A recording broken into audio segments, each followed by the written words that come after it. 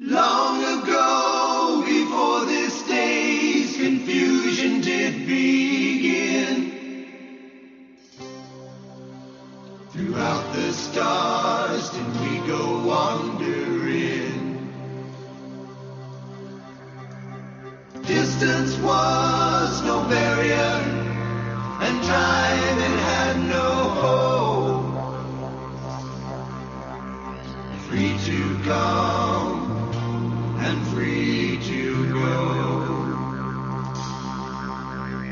Free to come and free to go. Open up the book of stars. Open up the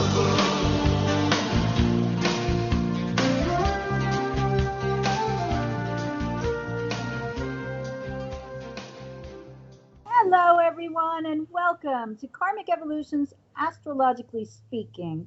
I'm your host, SHERI Horn Hasan of Karmic Evolution Astrology, and I'm coming to you on May 20th, 2021 from Contact Talk Radio. Just a quick reminder that this show aims to bring you the truth about astrology and your soul's karmic evolution.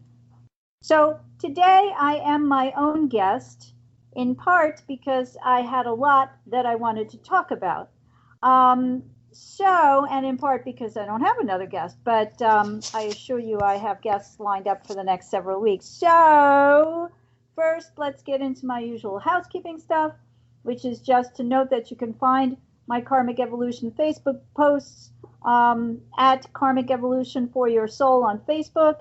You can also sign up there for my newsletter called Conversations About Consciousness. If you just go to the left-hand side of the Karmic Evolution Facebook page, scroll down until you hit Join Email List, and just fill that out, and it's very simple. So, in addition, if you've missed any shows or you want to listen to a specific one, just go to my website at karmicevolution.com, which is also where you can listen to the show live from. Hit Radio Show in the upper right-hand corner of the banner, and scroll down that page, and there you can see all of the archived recordings from the past shows.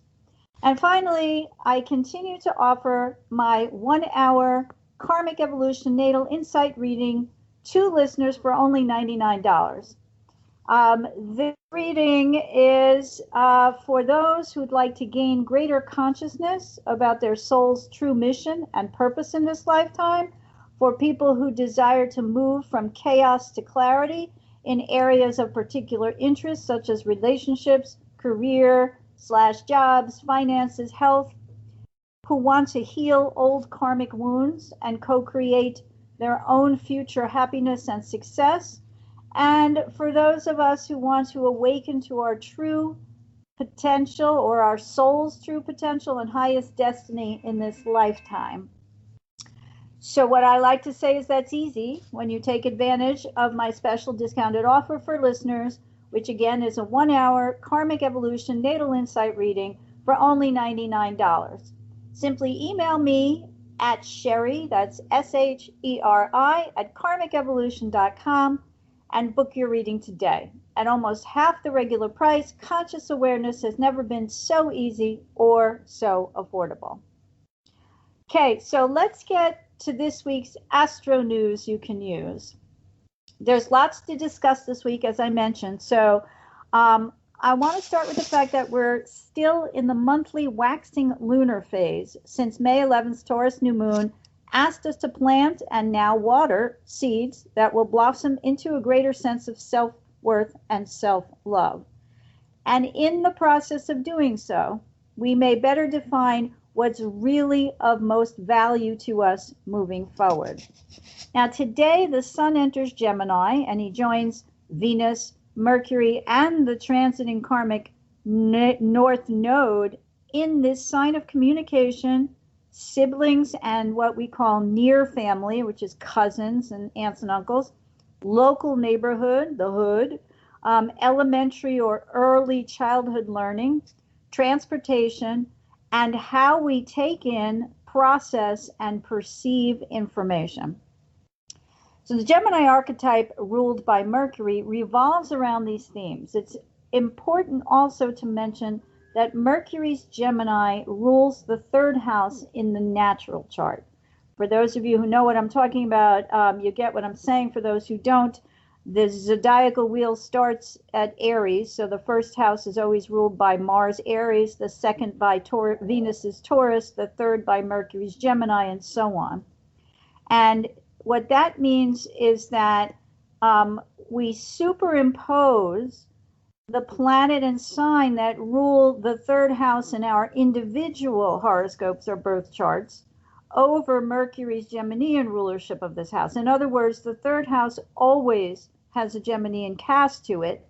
In addition to that, the archetypal cast of the planet and sign ruling this house in your chart. For example, if Pluto Scorpio rules this house in one's chart, the person may combine these two archetypes to research information intensely, to express themselves forcefully and bluntly, meaning, they tell it like it is, no candy coating, no sugar coated, and perhaps possess a tendency toward obsessive thinking and or an intense relationship with a sibling or siblings that can include power struggles, the issue of betrayal, or perhaps a deep bonded loyalty to each other. It depends on how it plays, but these are some of the themes that might be inherent in one's life in relationship to these third house themes, which are, of course, always Geminian. Now, if this house in your chart is ruled, say, by Venus's Libra, then we have a different archetypal mix. We have a Libra-Gemini mix,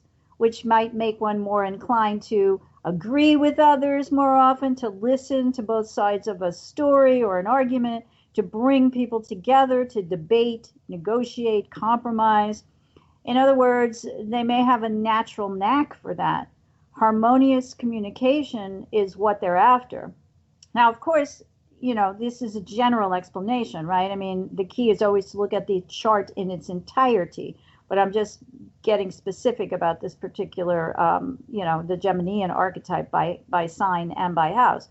So, a person with Venus's Libra ruling the third might prefer harmony in their sibling relationships, but it pays to bear in mind that Libra also has a tendency to be both passive-aggressive, especially if they don't express their own personal will easily and then hide their dissatisfaction because others are always calling the shots.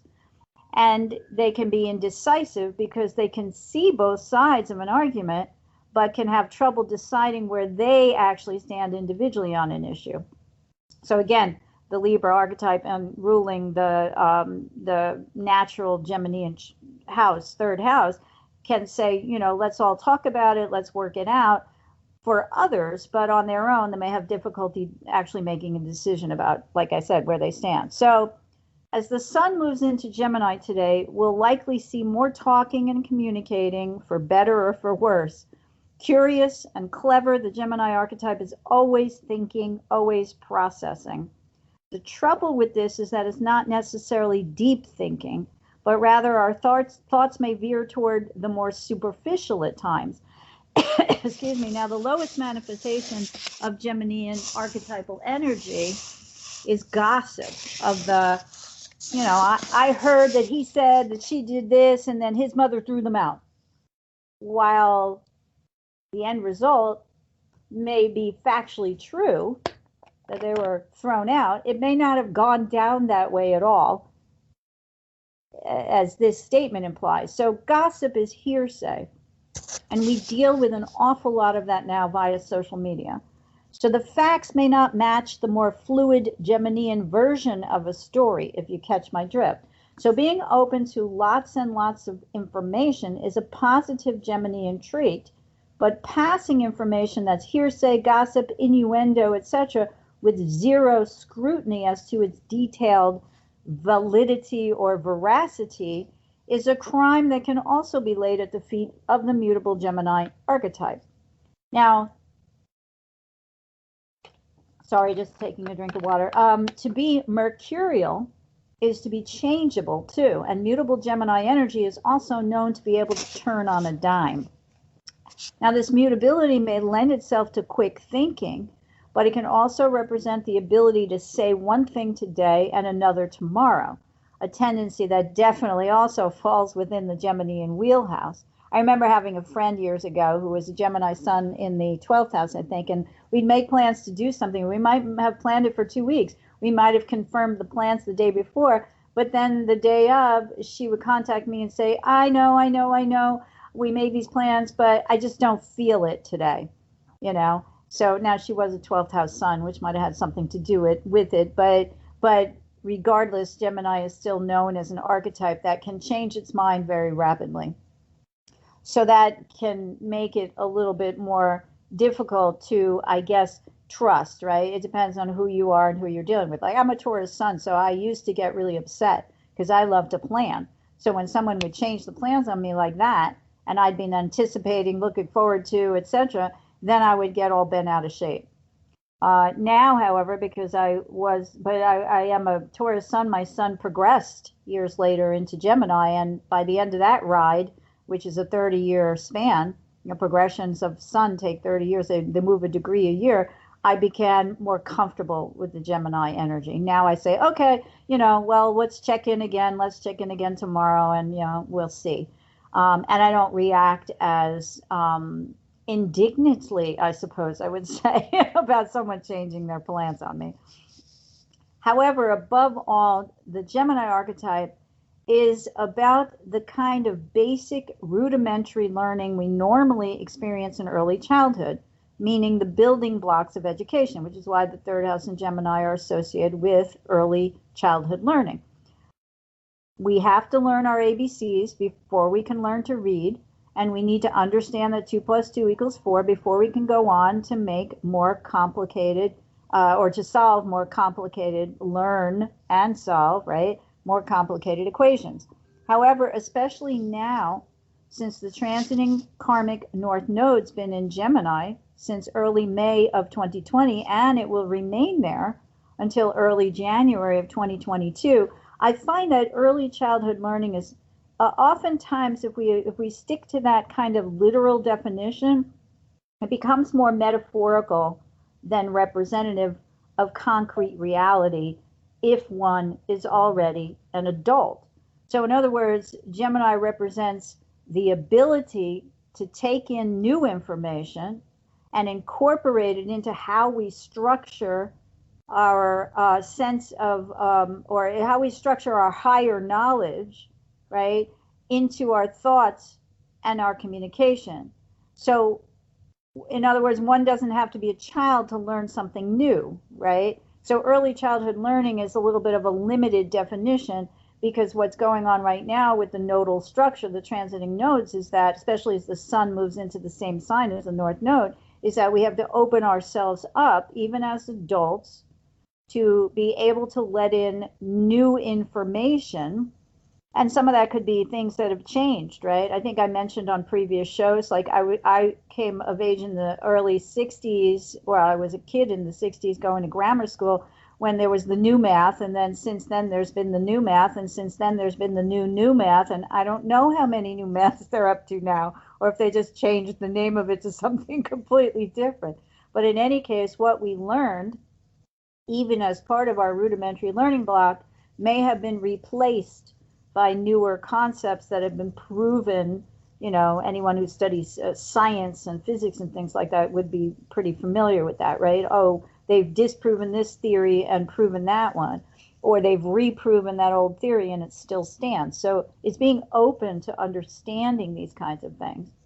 So now, between the sun's entrance into Gemini today and the Sagittarius full moon lunar eclipse, which occurs next week on May 26th, we have Saturn stationing retrograde in Aquarius on May 23rd, and he'll remain retrograde there until October 10th. This is part of Saturn's annual pattern. The Lord of Karma and Time always retrogrades once a year for approximately 4.5 months at a time. Now, Saturn's always about building a more solid internal foundation so that we can venture out into life with absolute trust that we will remain secure no matter what happens in the external world. So the foundation is building an inner sense of true security. And this is why when we buy a house, We earn or get a degree, a certification, or a license. We join or start a job or a business. We marry, we begin a family, we buy a house.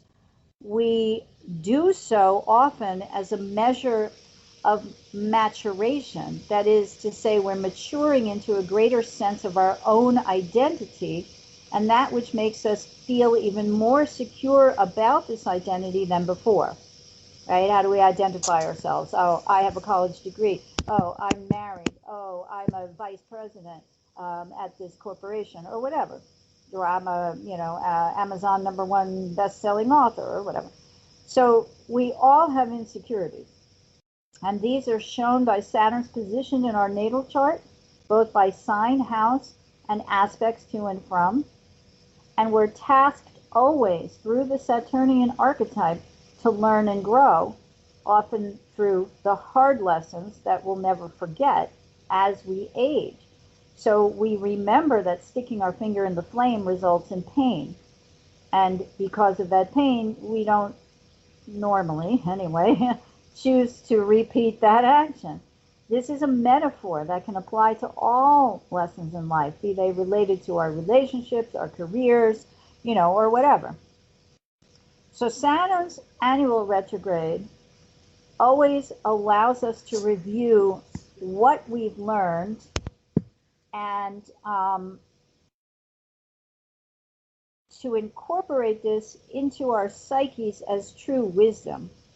This is a longer period that's going to be echoed soon, and I'll mention this a little later, by Mercury's retrograde period too, because that's what Mercury retrograde always does for us. It allows us to suspend the left brain, which is our empirical, logical side, and to allow knowledge that's in our soul, that's been embedded there as soul wisdom, about which we might be unconscious or less conscious, to bring it forth and up and into our egoic orientation, or the ego part of our psyche. So we move it from being buried to conscious manifestation, while likewise we take information that's new and we keep what is important to us for soul growth and embed it deep within our psyches, so that it helps us to evolve as we age, not only through this incarnation, but we move from one incarnation into another. So Saturn's sort of like the big thing, the big picture, and Mercury's the trigger, the faster moving. But when it comes to Saturn, that old expression, we are too soon old and too late smart, is a good way to think about it, right? Now I have a quote from Jungian astrologer Erin Sullivan's book, Retrograde Planets Traversing the Inner Landscape, that I often quote from. And her quote is about Saturn retrograde. So this is it. Quote, "Wherever Saturn is transiting our chart, we are molding and shaping new boundaries and creating dimension and form. But periodically, this type of development internalizes and incubates, resulting in a feeling of stuckness or immobility. The past and all its attendant characteristics are reviewed and reflected upon for current effectiveness," she adds. So Saturn retrograde periods are oftentimes when we recognize that something might be coming to an end. It could be a relationship, it could be a job, it could be or another career aspiration, it could be our schooling, could be the loss of somebody. It depends again on where it's transiting in your chart, where your natal Saturn is, and what aspects the transiting Saturn is making, or what aspects it's triggering in your chart, right? So it becomes complex to come up with an exact definition of what this means to any particular individual, but we can try, if we know something about our charts. And of course, we can consult a good astrologer. But what happens is that our plans are basically, we feel like our plans are being stopped, right? And I've seen a couple things on Facebook and Instagram. Michael Luton, who I've had on this show before, who's a New York astrologer who's very well known, he's been putting out posts about feeling stuck and feeling like things, no matter what you do, it doesn't matter. So Erin Sullivan points out in her book that about 2 weeks before the station, so if we're looking at May 23rd, we go back 2 weeks, that we begin to feel this way. We feel, it can be like, oh, what's the use, or why should I pursue that, or this doesn't make any sense, or what was I thinking, or how did I think, all the things. And of course, Saturn is always about our insecurities.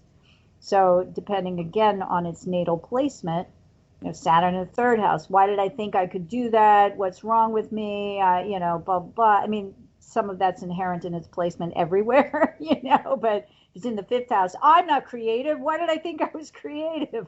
Or some kind of blockage or trouble around children, or in our romances or whatever, but it could be a commitment too. So, again, these things are very tricky. But in general, what Sullivan says is that, during the regular course of things, Saturn transits our chart every 29 and a half years. He goes around the entire chart.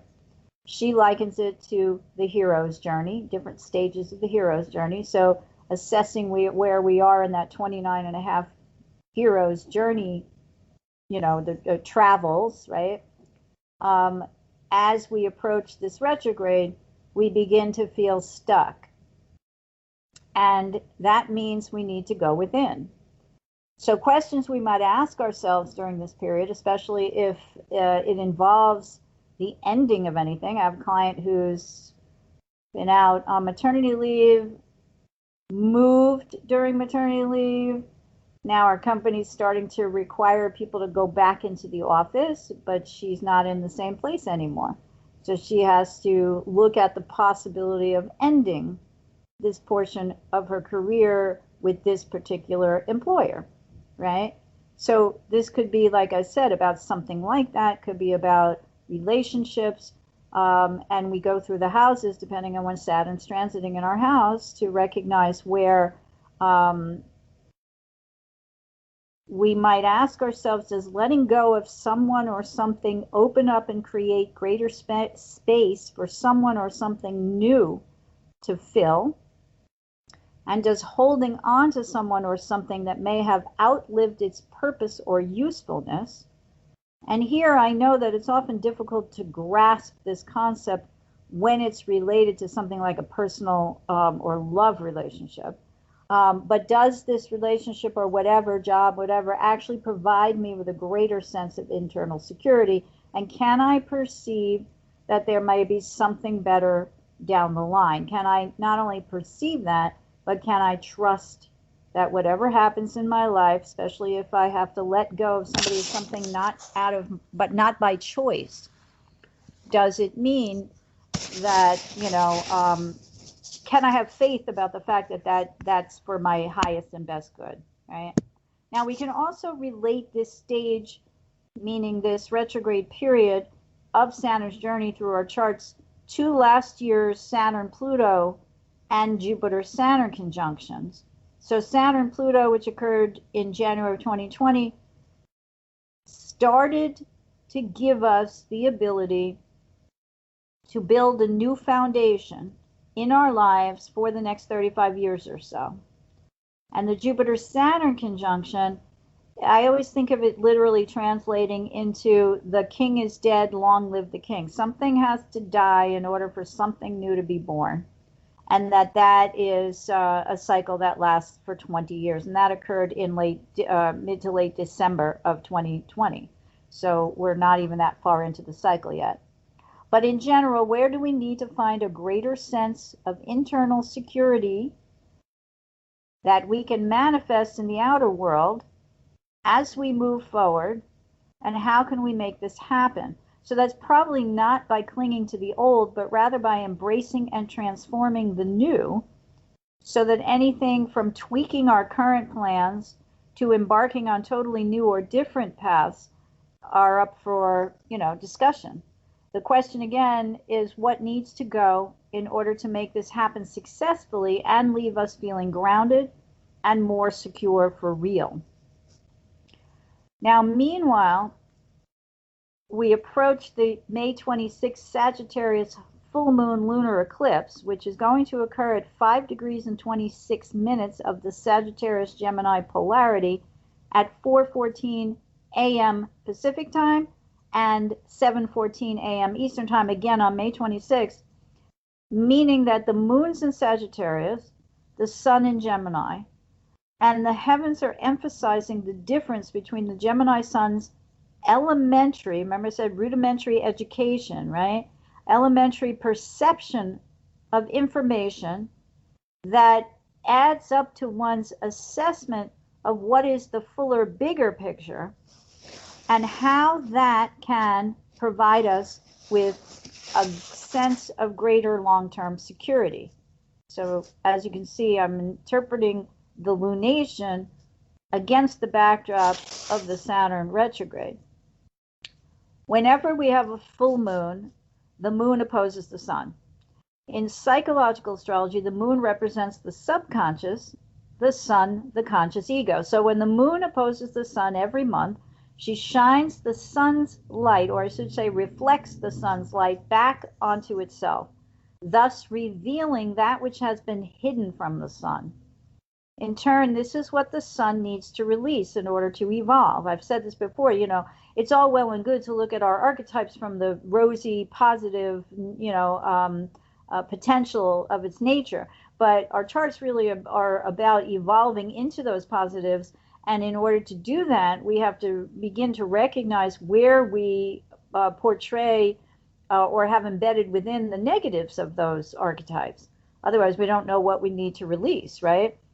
So in this case, because perceptions can have been built on faulty elementary building blocks, it may not actually translate into actual, or those elementary building blocks, right? We take in information from the world around us, may not actually translate into actual higher meaning or reality. I go back to the example I gave before, which was, he said that she did something that caused them to get thrown out of the house by his mother.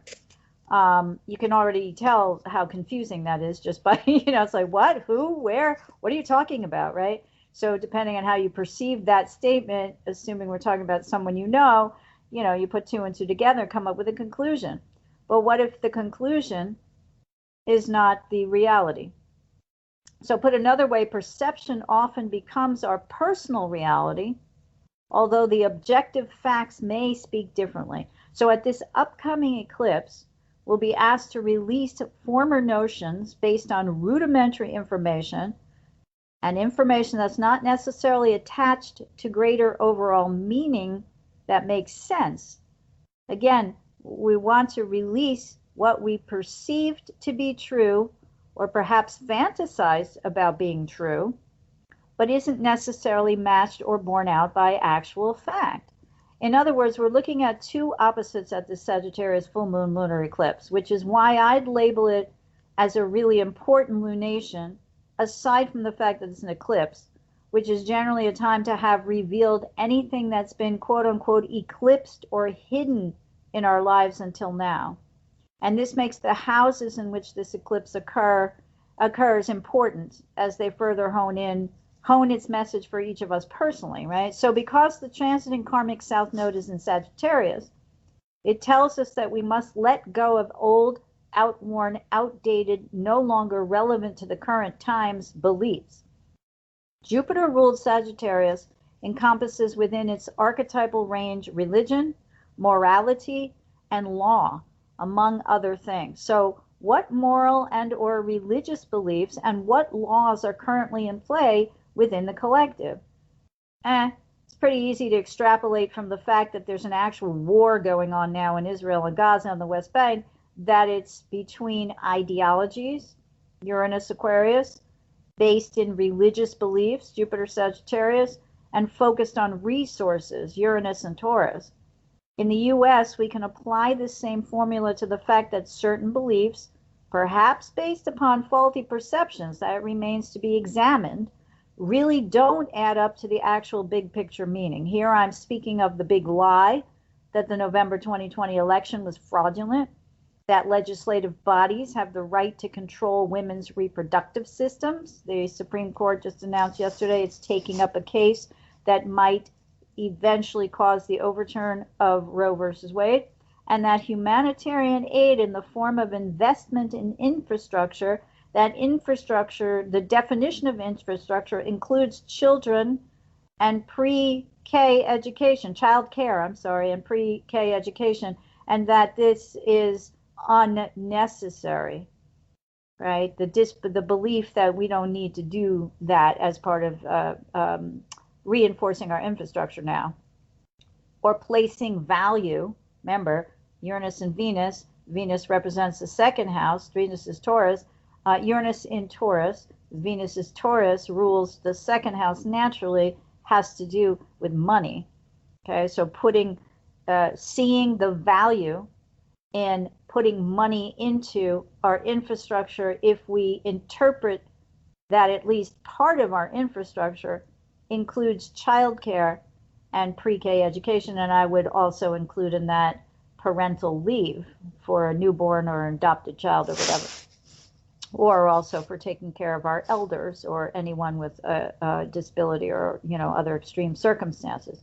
So these themes become exacerbated by the fact that both luminaries square Jupiter, which is newly in Pisces, which is the sign of its ancient rulership, at this lunation.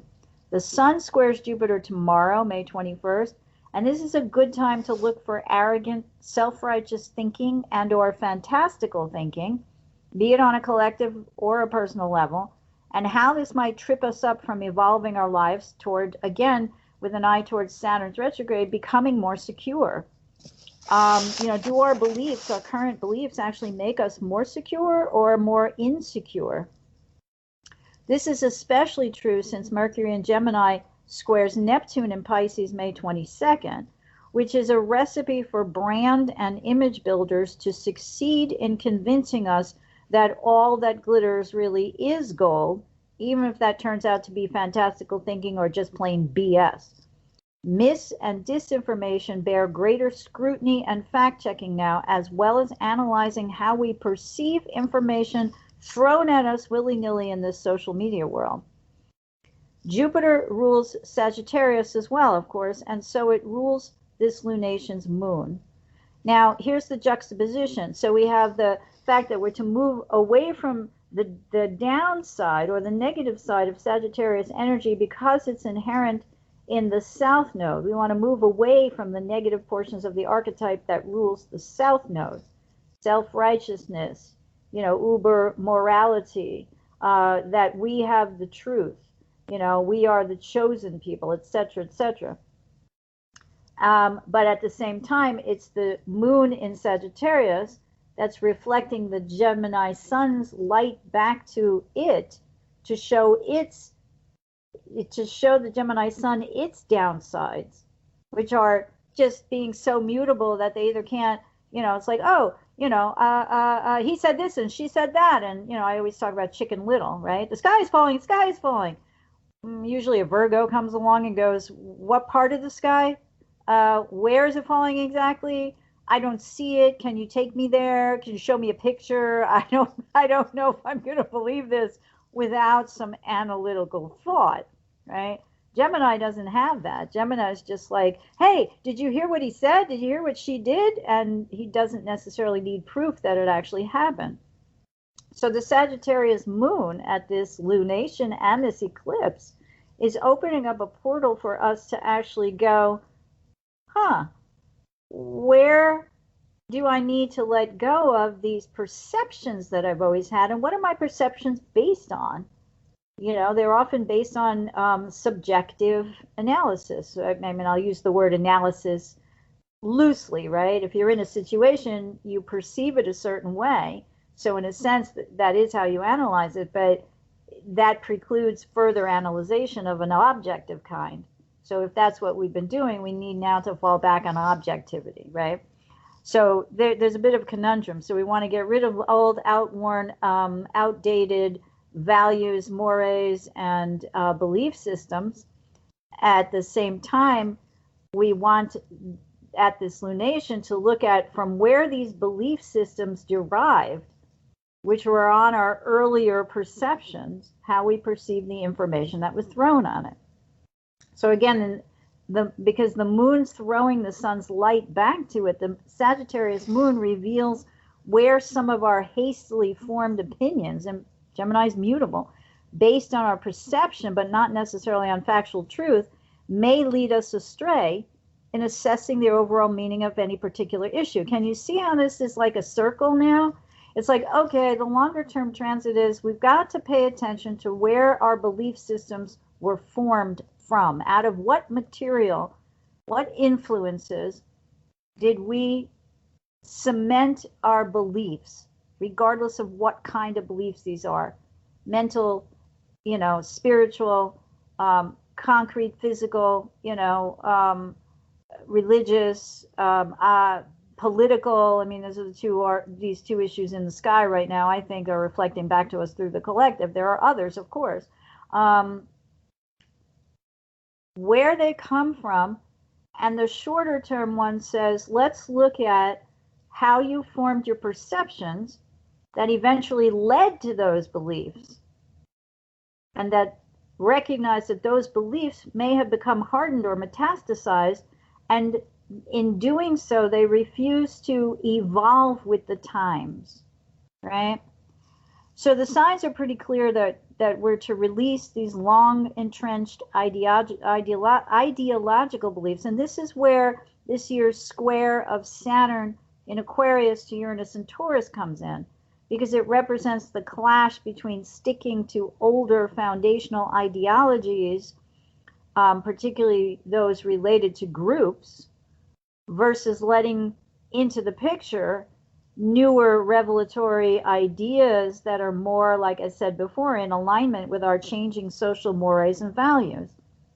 And that's because they may no longer make sense given the changes the world has experienced seen since these beliefs were formed, whenever that may be, based on our age and our stage in life, and to allow ourselves to open up to a greater understanding that our older beliefs are based on either faulty or no longer accurate perceptions. There was a case in the news recently. I was just reading about two things, but they both involved prisoners, people in jail. And one was the establishment of the fact that the prosecution had obscured certain facts, which led to, I don't know if it was life incarceration or death penalty or just incarceration in general, but these facts exonerated the convicted person. And I think there were a few people involved. And the second was a guy who was just executed yesterday. I forget which state, but he'd committed a crime very young. He murdered his aunt or something. He was high on drugs and, was an addict and had a terrible, terrible childhood and beginning and all that stuff, who had reformed himself in prison, but was still deemed to be unreformable. And therefore they went through with the execution. And a guy wrote an op-ed in the paper, in the Times, about how that actually, he had corresponded with this guy because he reached out to him because he was a cancer, I think he had leukemia, he said, and had been very isolated in his treatment and had written publicly about his isolation. And this guy who was just executed, I'm so sorry, I don't remember his name. He deserves the name. Started a correspondence with him, as he did with many people, because in prison, and this is not uncommon, he began to study, he began to become more spiritual, he began to pray, he began to write, he began to learn things. And that the op-ed was in part about the fact that he deserved to be taken off of death row, because he certainly had shown himself to be redeemable. So again, things change, is my point. So again, what begins to become clear now as the sun moves into Gemini, Saturn stations retrograde, and we approach next week's Sagittarius full moon lunar eclipse, is that it's time to review, rethink, reanalyze, etc., what makes us feel truly secure in this world, and to potentially change the path we're on to manifest this in our lives going forward. We may sense it's time for a change. We may not yet know what that change is going to be, that's okay. And one way, to start to do this, to ascertain what makes us feel truly secure, is to pay attention to where we don't pay attention because we're too busy with distractions.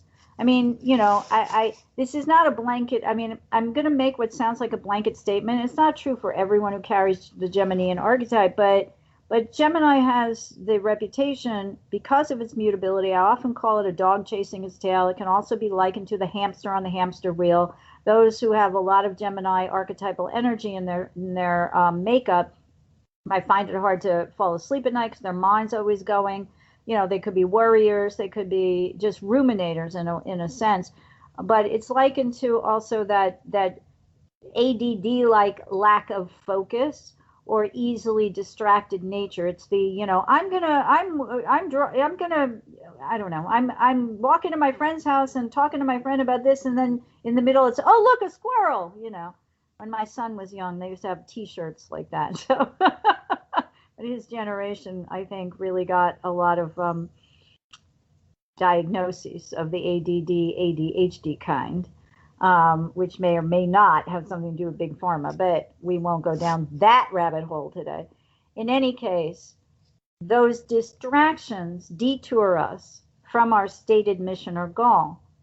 And so while the Sag full moon lunar eclipse will doubtless reveal something to each of us about which we were previously unaware, and again, that's going to be based on the houses in which this lunation falls. You look for the Gemini Sag axis in your chart.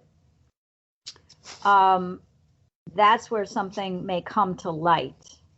So what comes to light may also likely manifest or start to manifest. If it doesn't at the exact lunation, it can be afterwards, especially since Mercury's retrograde period will commence on May 29th, which is only a few days after this lunation.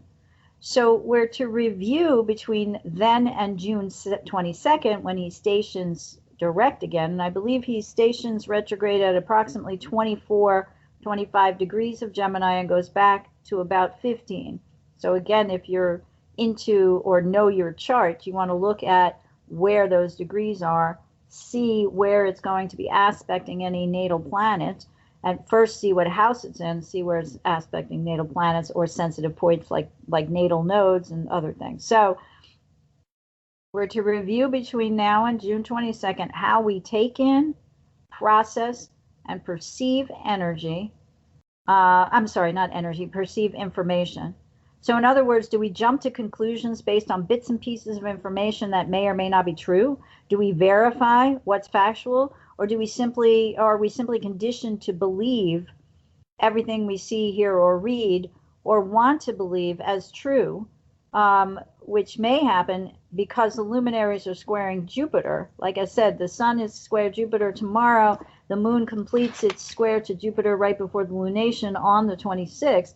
But, between now and then, that energy, I think, is still prevalent because Jupiter can be very fantastical. It can be very pie in the sky. It can be a very, very, very high spiritual energy.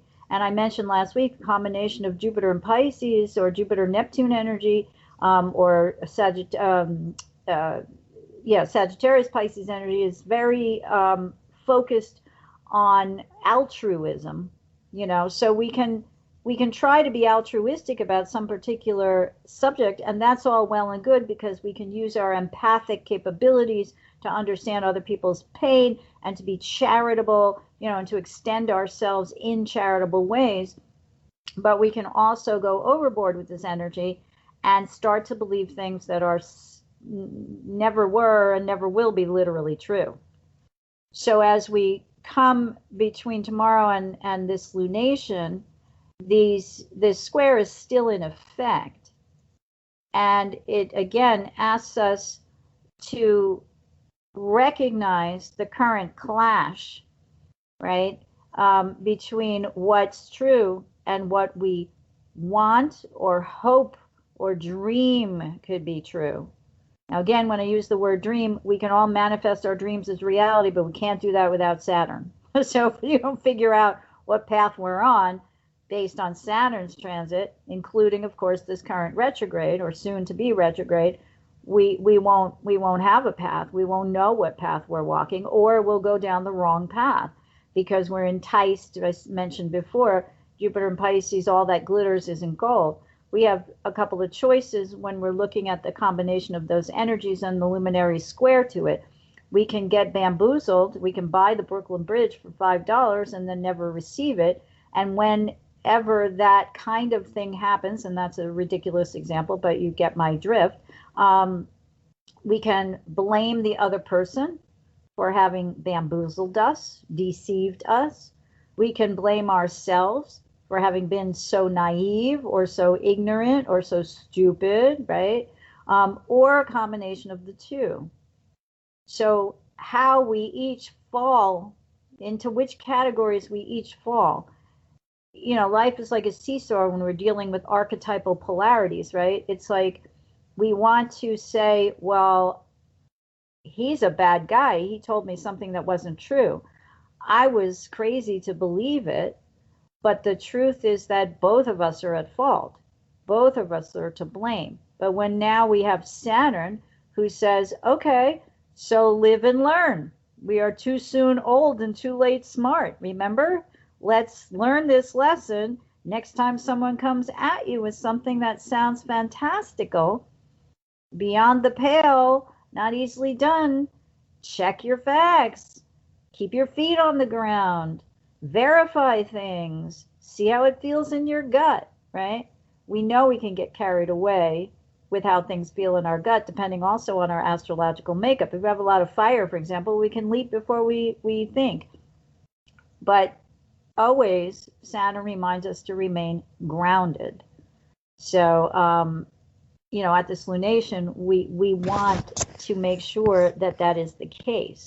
And that may, like I said, in turn, change our trajectory or our pathway over the next coming months as we review it. Now, at this lunation, too, something that's very interesting to me has been that Mars is waxing into an opposition to Pluto. So Mars is in Cancer. I mentioned last week, I talked about it in the context of the Israeli-Gaza, West Bank, or Israeli-Palestinian conflict.